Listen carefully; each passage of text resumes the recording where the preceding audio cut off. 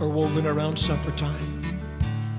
When Mama used to call from the back steps of the old home place, "Come on home now, Billy. It's supper time."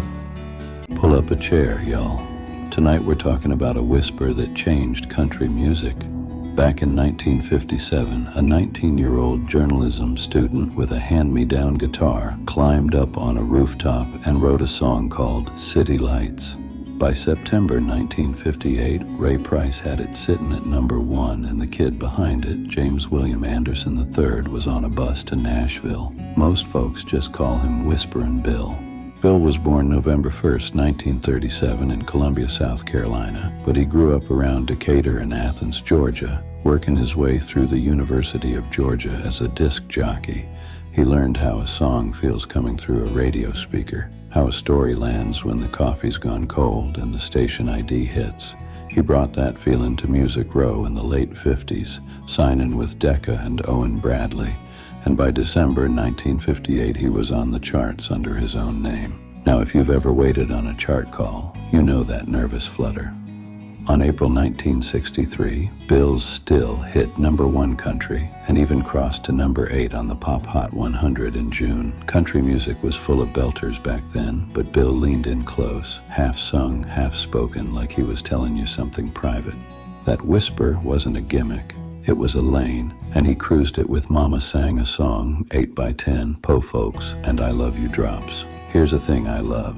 Bill wasn't just writing for himself. On July 16, 1964, at RCA Studio B, Connie Smith cut his song Once a Day.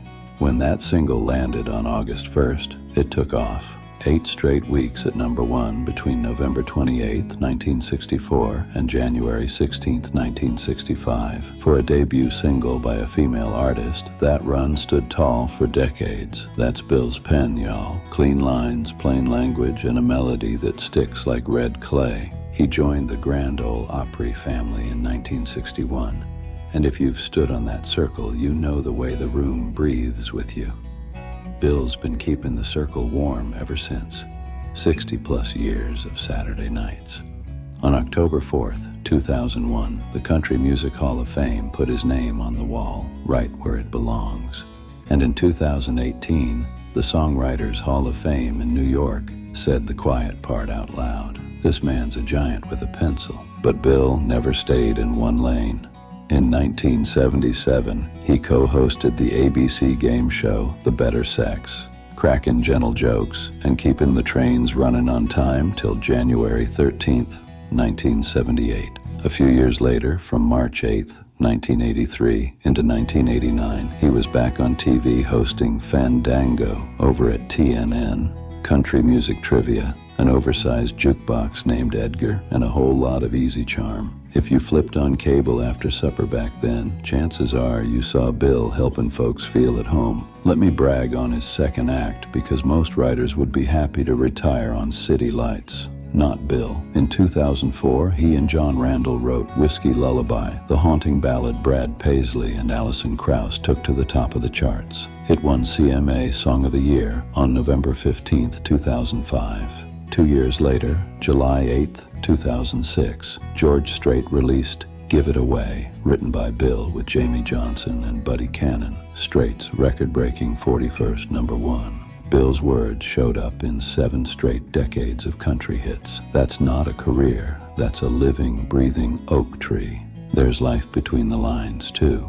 He married, raised 3 kids, took the hard knocks that come with highways and headlines, and kept showing up.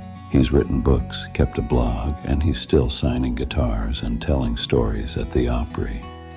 On July 15, 2025, celebrating 64 years as an Opry member, they surprised him on stage with a custom Manuel scarf, a small thank you for a big life.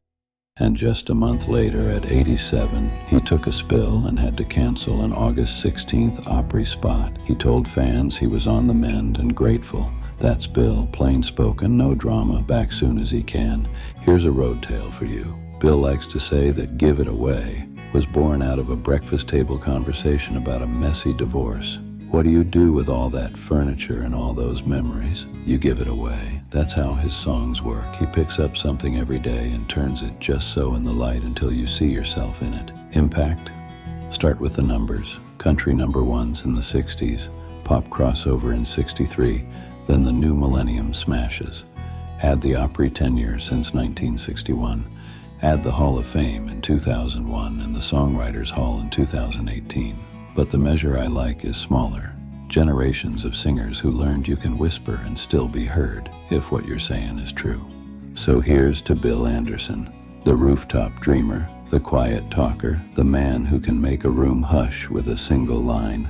If you love real deal country storytelling, go spin still once a day, whiskey lullaby, and give it away, back to back, and hear a life's work in 4 chapters. Hit that like button, subscribe to Classic Country TV, and share this with a friend who needs a reminder that sometimes the softest voice carries the farthest. We'll keep the porch light on for you.